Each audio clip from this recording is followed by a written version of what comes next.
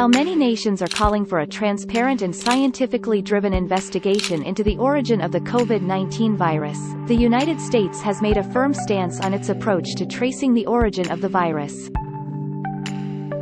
Some experts say the U.S. has politicized the origin tracing of the pandemic to such an extent that it has given rise to anti-Asian hate crime in the U.S. Beyond the health systems, we've also noticed that many of these minority groups that have increasingly fallen victims to this virus, we've also seen increased acts of racism, acts of aggression against the Asian community, acts of aggression against the African American community.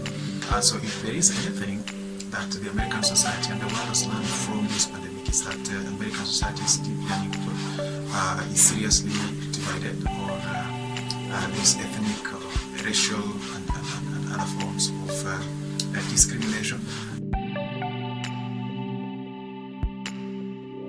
With the COVID-19 infections and deaths keep soaring to new heights, experts say it's unethical for the U.S. government to shift blame for its failure to safeguard the lives of its own people, and to control a disease which may have originated from within its own borders.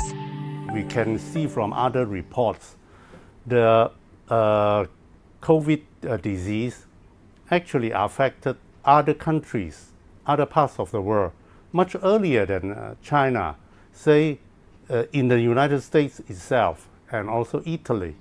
So they should actually trace the source of this COVID-19 in the United States and Italy, or maybe other parts of the world, rather than doing a second round in China, which is very unfair to China. I think the United States is pushing this with other agenda.